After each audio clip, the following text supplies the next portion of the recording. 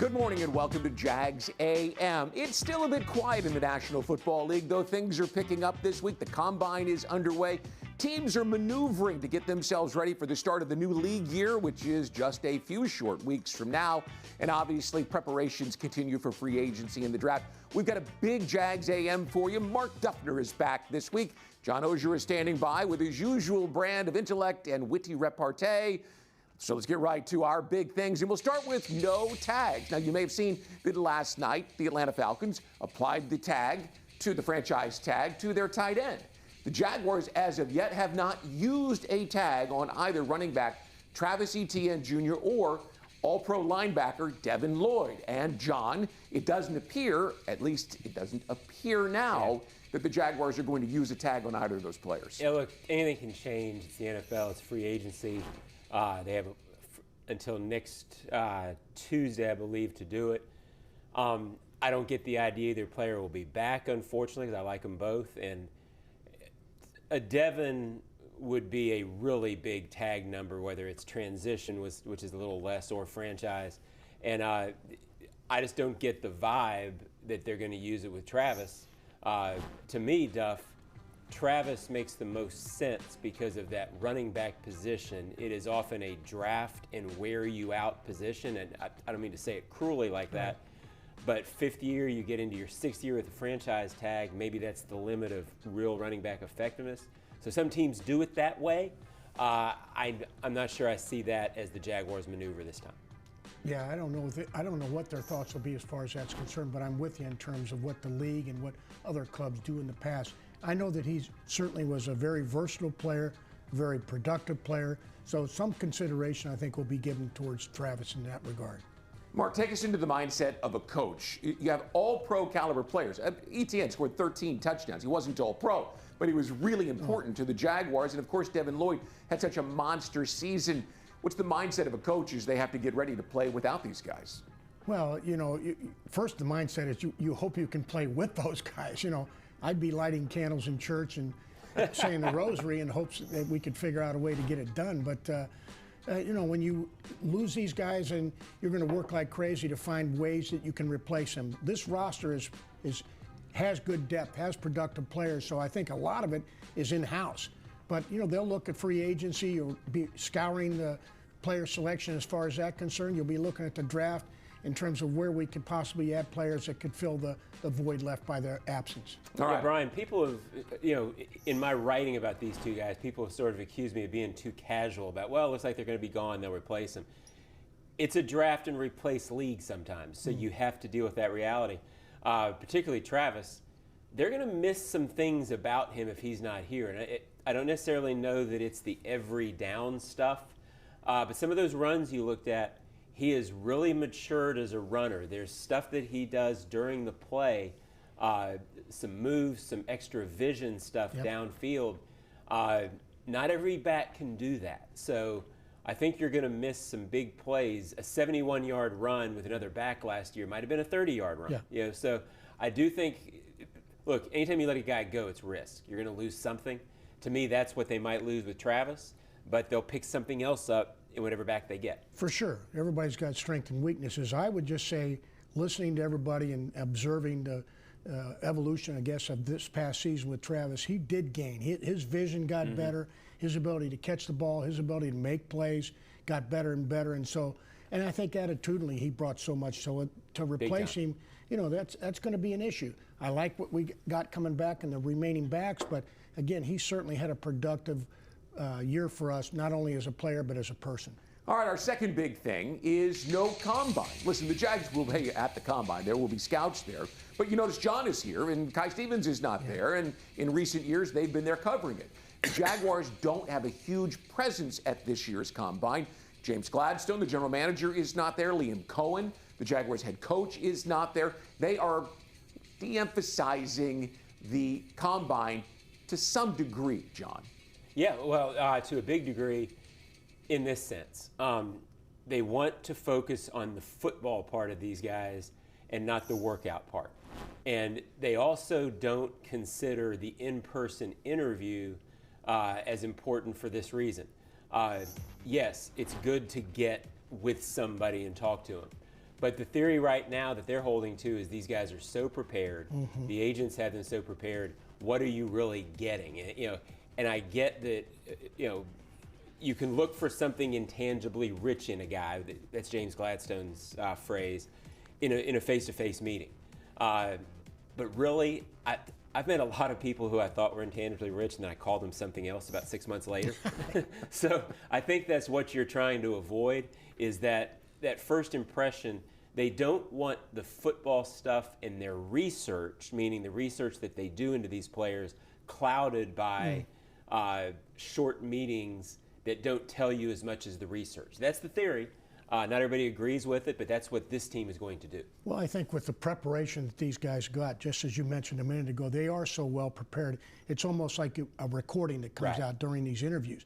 Now, the one thing I would say that what I gained from going to the Combine a lot is I try to get on the field with these guys in terms of either running the drills or being on the field, watching them participate in the drills, listening to how they could understand instructions, how they followed instructions, how they finished, all this type of stuff. And then I also think it was valuable at the time to try to interview the unit group leaders, if you will, scouts from other teams that volunteered to kind of monitor and deliver these players around during the course of the Combine. So you interview them, you talk to these leaders and say, hey, who's on time all the time, who's, stuff that you can try to get more depth in terms of information, in terms of, are these guys paying attention, are they on time, are they reliable, are they respectful, all these type of things. I think there's a lot you can still gain from it, but I'm also of the ilk that staying at home and continuing to study and get in-depth research on the football. The videotape is the most important thing, what these guys do. So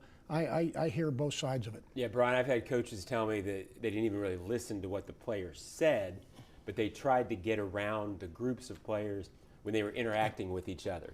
Who showed themselves to be a leader among the group, and they tried to watch them when they didn't know they were being watched because everything else is so staged. And the Jaguars will have a presence there. It just won't be as overwhelming as many of the other teams and as the Jaguars have had in the past. When you go 13-4, doing things differently has a lot of underscore and emphasis, and the Jaguars are doing things differently in 2026. Our final big thing kind of plays into that. It's no worries, and it's not that the Jaguars don't have a to-do list of things they want to get done, but John, when you're coming off of a 13-4 season and you see the rock-solid leadership that we saw all year long from Tony Boselli, James Gladstone, and of course what Liam Cohen did with his team in the locker room and on the field, well, you just don't have a lot of worries about the way they're going forward.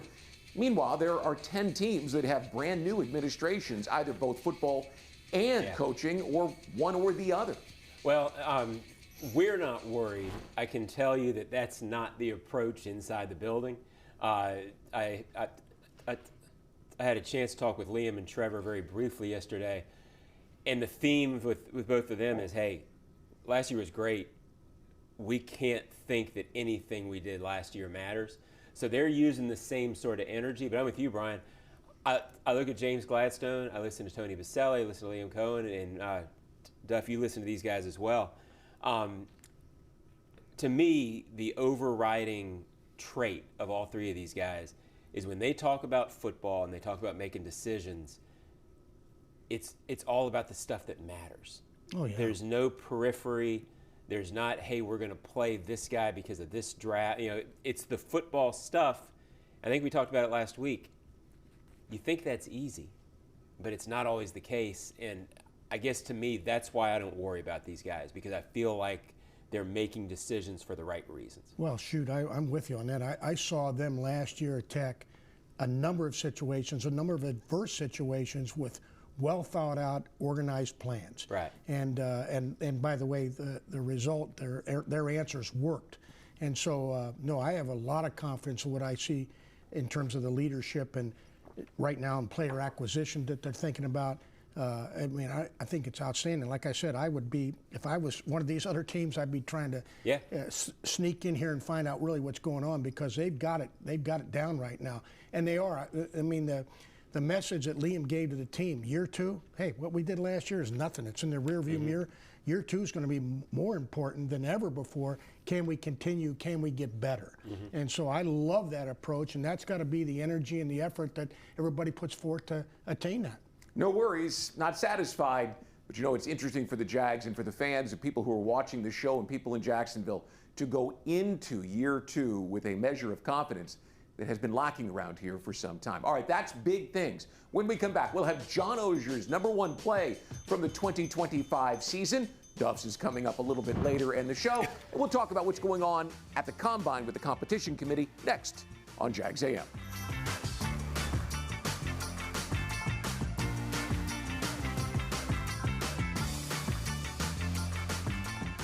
To everyone who craves a fresh meal made just for you, let our team member Jacob share what's special about Culver's. In Wisconsin, our food comes from the heart, and taking the time to handcraft your meal with care is how we've always done it at Culver's. It's why your Butterburger doesn't touch the grill until after you order. Come to Culver's and let us serve you a Butterburger, made special just for you. From Wisconsin with love, welcome to Delicious.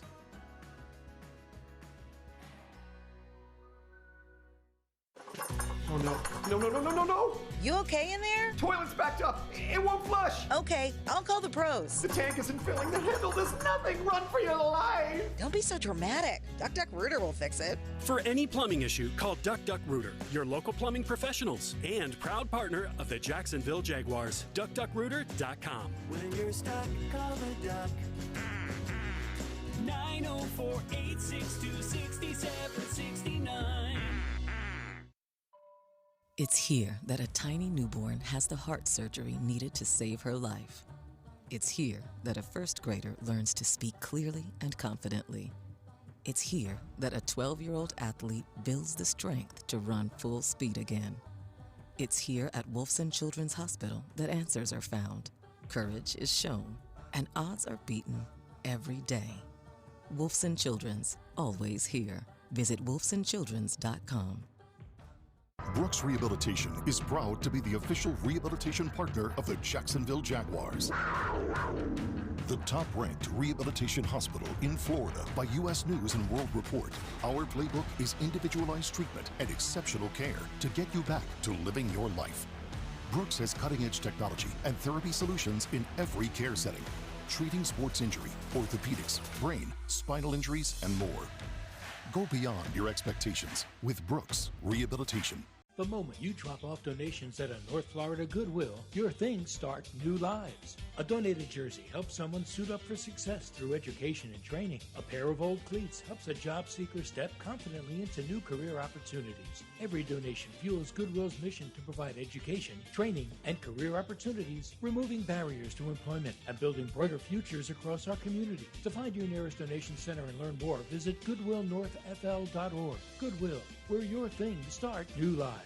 At GEHA, they stand behind their members because they were founded by members. So with zero shareholders to mind, GEHA keeps their members in mind by offering a health plan for every stage of life, plus hearing and fitness discounts. At GEHA, one thing is clear. Your health isn't their business, it's their purpose. That's why GEHA has been trusted by millions of federal employees and retirees across the country since 1937. Visit GEHA.com to find your federal health plan. It's first and goal with 30 seconds left. Now Lawrence goes down, has to get up, breaks a tackle, touchdown Jacksonville! So I asked these guys yesterday for their favorite play from the 2025 season, and we'll get Mark Duffner's after the next break. You immediately hit me back. I mean, within a minute, you wanted that play. Well, sometimes you just go chalk. I mean, we talked about so many plays. I could have gone with Parker Washington's touchdown against Arizona, which we both thought was the turning point for Trevor Lawrence. There were so many plays. I think about a cool season is just plays like that. The Chiefs game had the two that when people are doing highlights in 25 years, they'll do Trevor's play and Devin Lloyd's play. The interesting thing about the plays, and that was an unbelievable play that we've talked about so much. when I did a key plays series about 3 weeks ago off this season, most of the big plays I used were in the first like 8 or 9 games.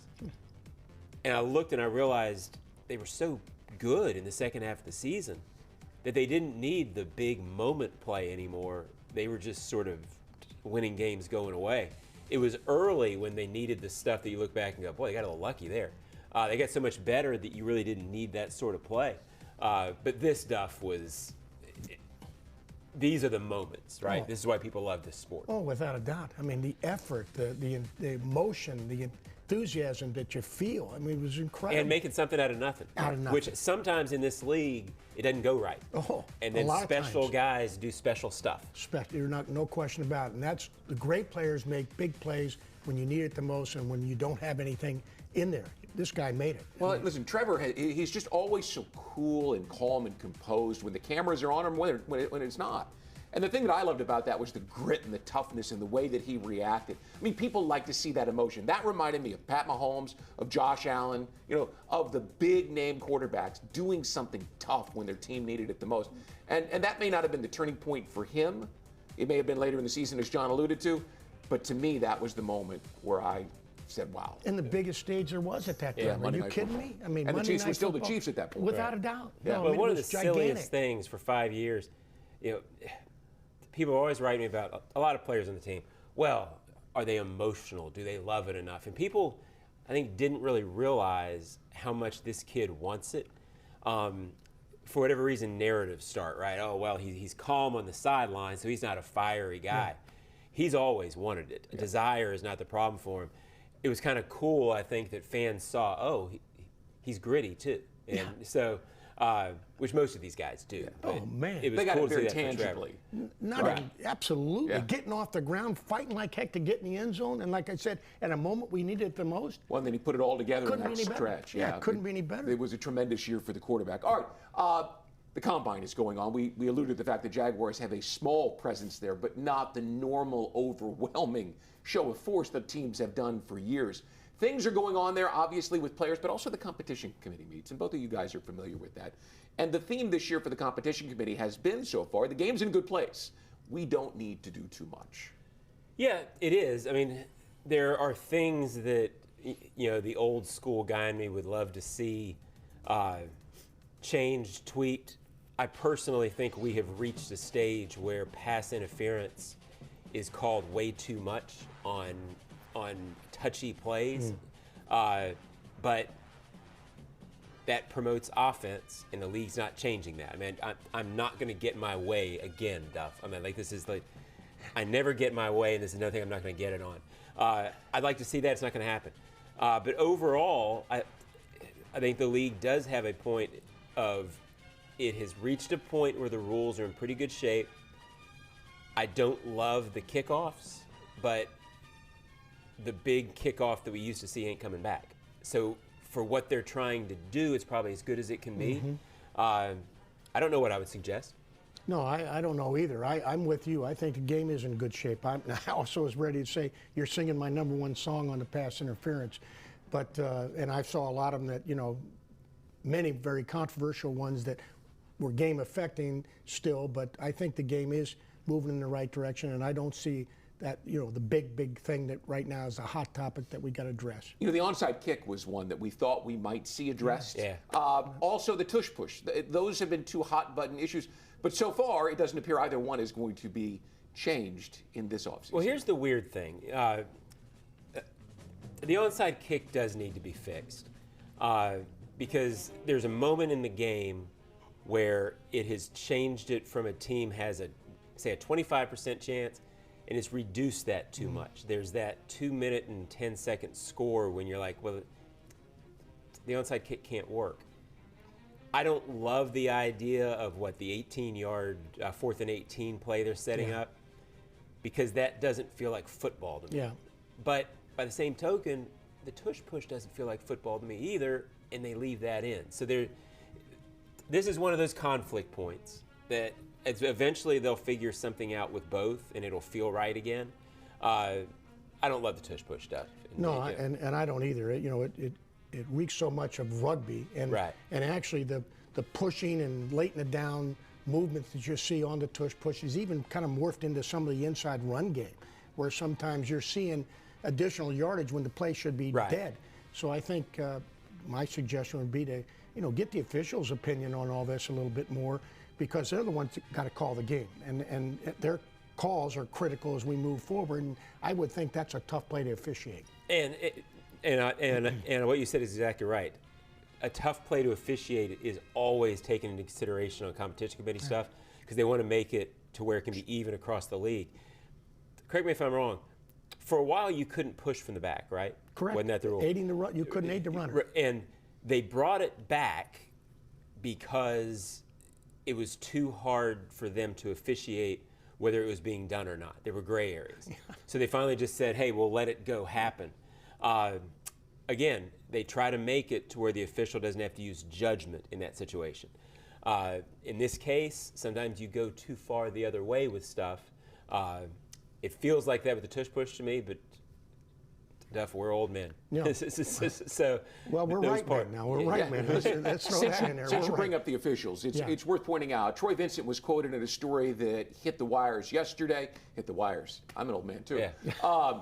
But that made the rounds, that they were talking, not considering necessarily, but talking about allowing replay officials to be able to toss a flag. And there were a couple of instances in the playoffs where they might have been able to throw a flag while watching the video and seeing a blatant penalty. There was a play with the Seahawks player who threw a punch in the Super Bowl. I forget who it was that did that, but it was one of those situations they used as an example.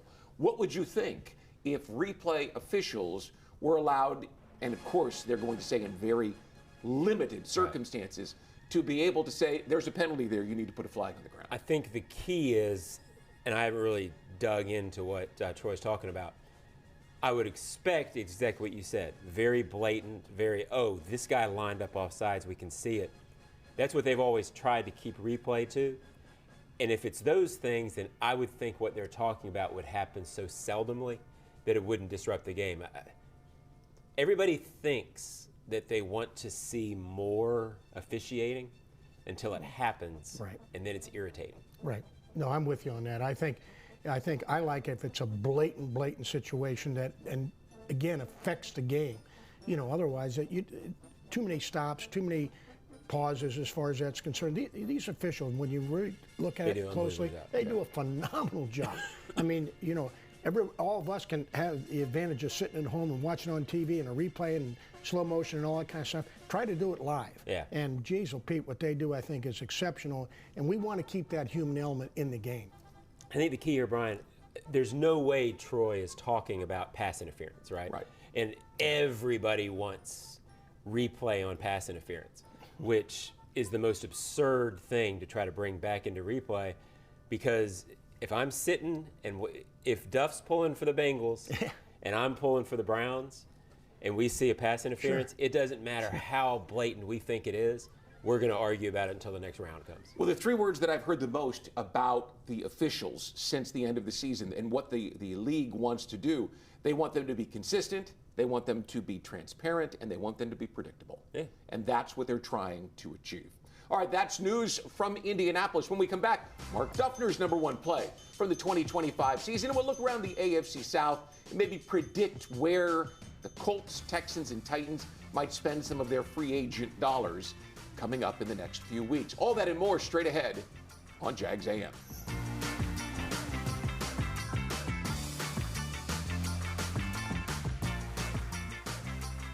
It's game on, Jaguars fans, no matter where you might be. From the backyard to the beaches, the Ford F-150 with available Pro Power on board gives you the power of a mobile generator. So as long as you've got a TV and a signal, you don't have to miss another game. Just one more reason why Ford F-Series has been the best-selling truck in America 48 straight years and counting.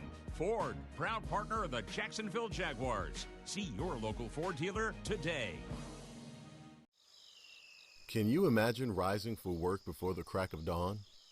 Tending to hundreds of acres of land before dusk? Well, that's what happens on 47,000 Florida farms every day. Florida's farmers work hard to grow nutritious food for you and your family.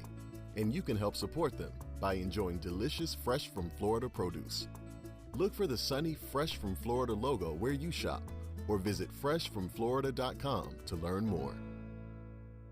This is Jaguar Hall of Famer Tony Baselli telling you about Heritage of North Florida, Jacksonville's premier roofing and home remodeling company. With over 25 years of trusted experience, Heritage of North Florida has built a reputation for quality, reliability, and craftsmanship. Whether you need a new roof or updating your kitchen or bathroom, trust the pros at Heritage of North Florida to create the perfect place to call home.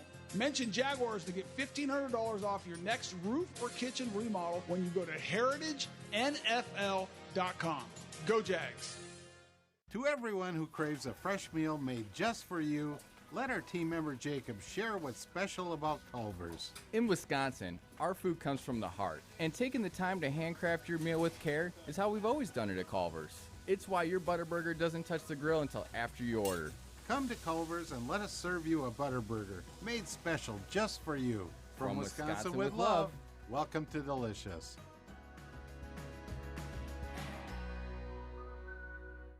At GEHA, they stand behind their members because they were founded by members. So with zero shareholders to mind, GEHA keeps their members in mind by offering a health plan for every stage of life, plus hearing and fitness discounts. At GEHA, one thing is clear. Your health isn't their business, it's their purpose. That's why GEHA has been trusted by millions of federal employees and retirees across the country since 1937. Visit GEHA.com to find your federal health plan.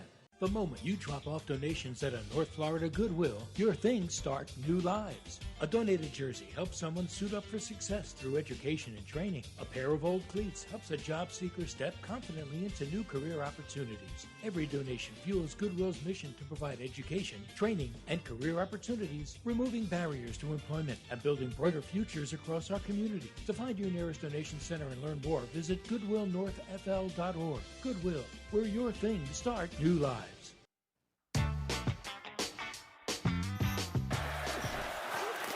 On second down, picked off. Lloyd again. Devin Lloyd. What a year. Still rolling. Down the sideline. One man to beat. Lloyd. Pick six. Huge moment in that big game. All-pro caliber season.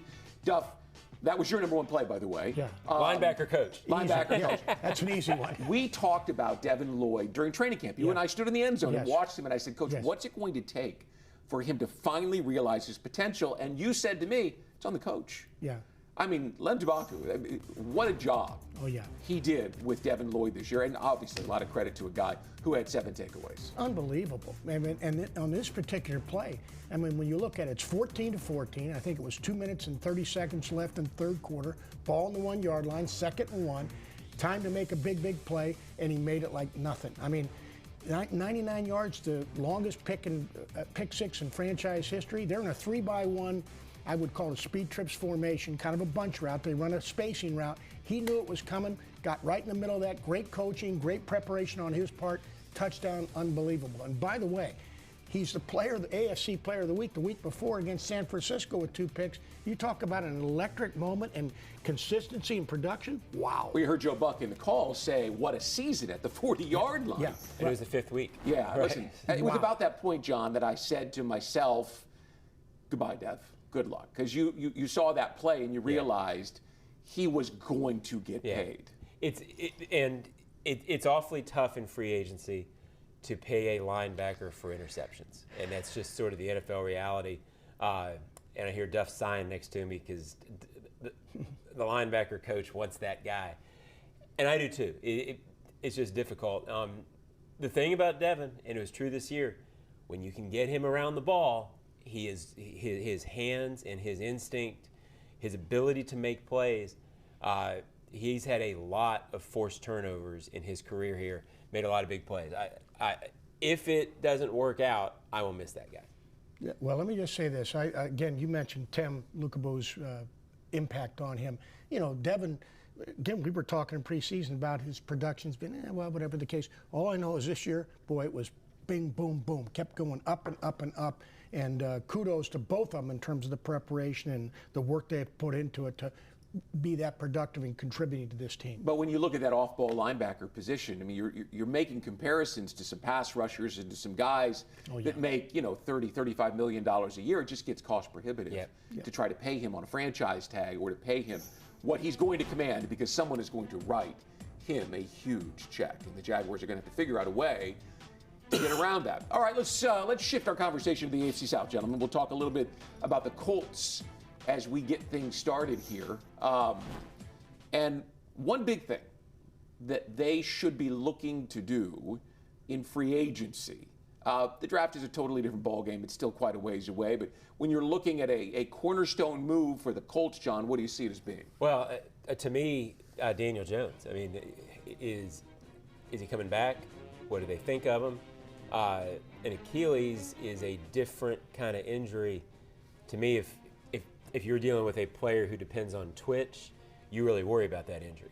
Quarterbacks can come back from it. It's not as debilitating for the quarterback position. They were rolling with him. Is he your guy that you say he's going to be our franchise for 4 or 5 years? That, to me, if on the Colts, it's a difficult decision. The complicating factor there is that his injury took place in December. Yeah. If that had happened in September, you'd probably feel a little bit better because you'd know more. Yeah, guys come back from it a little quicker than they used to. But you might be paying him to play, and he might not be able to play. Yeah, but when you're out there, the Achilles is one of those that you always worry about, again, if you come back too soon. So to your point, what do you do, Duff? You're the boss. Well, let me say this to you. I years ago, the Achilles, if you had it, you were done. Right. The progress medical research and advances are done right now remarkable in how you can come back. And I'm with you on the thing. I'm more optimistic that he'll come back and be able to perform at the level and perhaps even better, based on a lot of other players' recent advancements as far as that's concerned. But again, it's a question. You wish the timing wasn't the way you wanted, but I got a feeling it's going to work out for him. He made $14 million last year as a bargain free agent for the Colts. So that's really where it gets tricky. They're going to have to figure out how much do we pay him and when do we get him. I think I'm with John. He'll come back because we've seen quarterbacks make it back. Aaron Rodgers is the most recent example a couple of years ago for the Jets, having torn his Achilles and then playing for the Jets and the Steelers in subsequent years. The question is, how much of the cap, how much of a risk do you bite off on a quarterback until you know? And is that the direction the Colts are going to go? Yeah. Meaning, midway through last season, it was clear they were all in right now. I don't know anybody up there anymore. Are they still all in right now? Or are they, whoa, let's pull back and roll? Well, it's complicated because they don't have first-round picks the next 2 years. That's the situation. So if there's a quarterback, they put themselves in a tough spot. All right, let's move on to the Texans. They've got a quarterback issue as well. Their quarterback did not play very well, though he was sacked 56 times. So it seems like offensive line might be a spot they should look at, Duff. Absolutely. I mean, again, you got to protect the quarterback. I mean, any team, when we were in Cincinnati, it was critical that we did that with Joe Burrow. And every team has to get that done. So, again, protecting the quarterback's got to be paramount, getting that line better. Yeah, you also wonder if, it's sort of Nico Collins and everybody else. Yeah. You wonder if they might get C.J. Stroud some more help. But I'm with you, offensive line, when you get sacked that much. Stroud will be their quarterback next year. But I've got to think in Houston, there's some wondering about where that position is going. They got to make a decision soon on his fifth-year option. Yeah, that's not really this discussion because it's not really free agency. But at some point, the Texans, Stroud started off and looked like he's a franchise guy. Is it the offensive line that's the reason that he hasn't looked like that, or is it him? I'm sure those are the debates going on in Houston right now. Well, and listen, their running game was completely missing this year, and you could tell that they missed that big back. Oh, yeah, Joe Mixon being hurt, from the get-go, that affected them big time. So, again, I'm with you. You got to have weapons around the guy, but again, protection's going to be critical. All right, and let's turn to the Titans. Robert Saleh checks in as the head coach there. We know Robert from his time here, and it would seem that pass rush. They've got the young quarterback. He's got a shoulder injury that he's rehabbing from.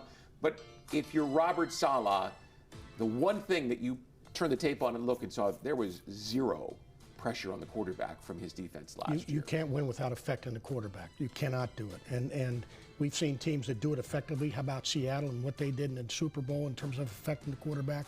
And that's rushing coverage, that's pressure, that's interior blitz, it's exterior blitz, people coming off the edge.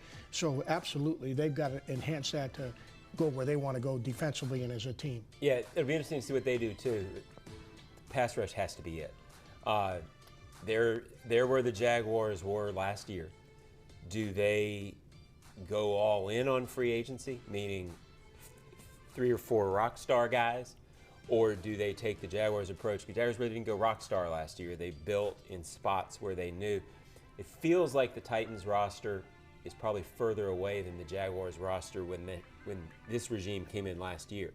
So I would expect a little bit of a star chasing mode from them, which I'm glad because I'm not a big star. It doesn't work all that well, right? Yeah. So, but that's what I would think. They've got money, and they've got the franchise quarterback they believe coming in.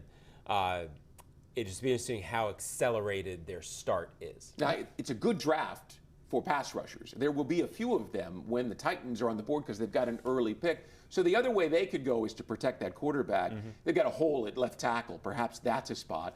You know, maybe they're looking around at different guys, even to trade, to find someone to fill that hole. Well, they've been, not the worst team in the NFL, but they've been in that conversation for 2 years. Usually when that happens, you have holes. All right. We know that. We've seen it. A lot of experience. Firsthand. Right. Absolutely. All right. When we come back, we'll wrap up this edition of Jags AM. I'll give you my number 1 plays. I've got 2 of them from 2025. And we're back after this on Jags AM.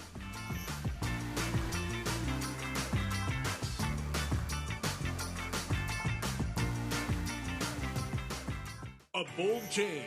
A historic development is underway for the Bold City, and the Jacksonville Jaguars and team partners are a part of it. Introducing First and Forward, a development partner program highlighting the significant contributions made toward the transformative efforts to the city of Jacksonville. Thank you, Belter, Brooks Building Solutions, Jackson Electric Supply, Office Images, Sims Crane, Start Tech, and People's Gas. Championing progress on the field and in the community. The First and Forward program. The First Coast Forward Together. To learn more, visit jaguars.com/forward together. To aim higher, to go faster, to push further. It's what elite athletes do, and UF Health is built from that same DNA. We don't just treat cancer, we advance breakthrough therapies. We don't just perform heart surgery, we invent procedures used worldwide. Like top athletes, we believe human progress has no finish line. UF Health, a national medical center for Team USA. If you are an experienced electrician looking for your next big opportunity, look no further than the Miller Electric Company, a trusted name in the industry for over 96 years. At Miller Electric, we tackle the biggest projects in the city, offering you the chance to showcase your skills on a grand scale. We believe in rewarding hard work with the best pay, top-notch benefits, and an unbeatable culture where people actually care about each other. Take your career to new heights with Miller Electric Company. Apply today at millercareers.com. Miller Electric, an equal opportunity employer. Listen up. If our kids are to grow up healthy, we have to work together out there. A healthier tomorrow depends on the calls that we make today. It's about eating right and focusing on their physical and mental health. We should be reading to our kids every night. Can you give me 60 minutes of physical activity every day? Yes, I can. This is our healthy playbook. We do this as a team. Our kids win. Who's with me? Get healthy at nemours.org/Jaguars. Nemours Children's Health, proud pediatric partner of the Jacksonville Jaguars. Listen up. Just like football, timing is everything. Only water your lawn when necessary. And always check the weather before turning on those sprinklers. Save water, save money, and score big. It's a win-win. Whether you're on the field or at home, we're all on the same team. Remember, Florida's water. Enjoy, conserve, protect, because it's worth saving. This message is brought to you by the St. Johns River Water Management District. Visit sjrwmd.com for more information. Jacksonville builders score big with DL Cabinetry. As the official cabinet supplier of the Jacksonville Jaguars, they offer top quality kitchen and bathroom cabinetry for any project. Enjoy fast turnaround, complimentary design, and great prices. Visit dlcabinetry.com today to learn more and to become a dealer. Limited spots available. DL Cabinetry, the winning choice for builders.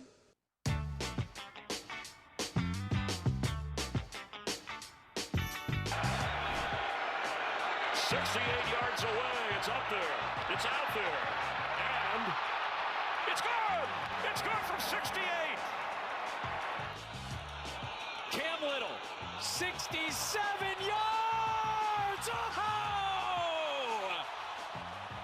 Listen, it isn't very often that you have an NFL record, and the Jags got two. They got the longest outdoor and the longest indoor kick in the same season.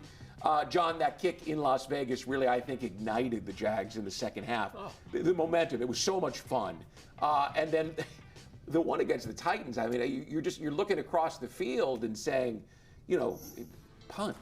Right. Punt. Don't give the Jaguars the opportunity. And Mike did. And as a result, the Jags made him pay. And that I enjoyed it. That was fun. Yeah, it was another example of what I'm talking about. Early in the season, and the Raiders game was what week? It was game 9, I think, or game 8. Right to the bottom. This team needed moment plays to propel it. That's where the memory plays came from. Yep. And that was as big as any of them. Obviously, in an overtime game, every point you would have lost if you hadn't gotten it. But everybody who was in that locker room said the mood changed once you hit that 68-yarder. A, because everybody loves this kid. I mean, he's fantastic. Anything he does, people love him like a little brother. But B, because he's really good. I mean, he hit a 68-yarder. Even the players, not all players know everything about the league. So probably not every player on that moment knew that was a record, but they knew 68 yarders really long. Yeah, real long.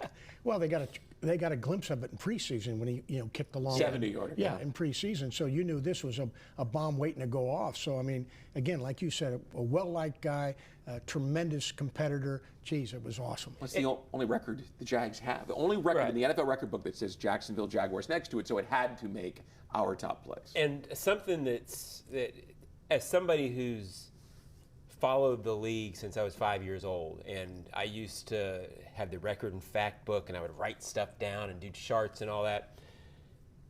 That record, to have the same person have both of the two longest, is absurd. Yeah. 68 and 67, two longest field goals in NFL history. He's kicked them. That's one that he probably didn't think when he was 13 years old kicking field goals on his high school field would ever happen. Tom Dempsey for the New Orleans Saints at the old Tulane Stadium kicked the 63-yarder in 1970. And it wasn't until 1998 that it was matched against the Jags in Denver, right? And then, that's what, 30, 28, 29 years later now. And it's been broken several times. And I think if you were to ask, you'd find out that they would expect that would be broken. Yeah, Cam doesn't. Yeah. I mean, I haven't talked to Cam about this since he had the 67-yarder, but last year early, he fully expects there's some good kickers in this next year for these two records to fall. He should, and I think he will, savor the moment of owning both of them. But he's also the kind, if this thing gets broken by 70, he can hit from 71. Yeah. I mean, he'll be in the conversation. Yeah, we haven't heard the last of him. Yeah, it might be him. Right, his own record. We haven't heard the last of him. And by the way, what that gives a team in terms of potential and special situations, all this kind of thing, wow. Well, the field goal at the end of the game against the Titans, or the end of the half against the Titans. I mean, you're at midfield and you go for it in fourth down because that's what coaches used to do. Yeah. Right. Not with Cam Little on the other side. That's what I mean. You don't flip it. It changes all your thinking. It makes it fun. Just like having you in here. Well, thanks for coming back. 2 weeks in a row to kick things off. Thank you so much. You'll come back if we invite you? I love it. Great job, Doug. Absolutely, I'll be back. For John Oehser and Mark Duffner, too. I expect you back next week, and maybe Kyle will even be back with us next week as well. We'll have the whole gang back together as we get set for the start of the new league year. Jags AM debuts on Tuesday, available all the time on YouTube. We'll see you soon.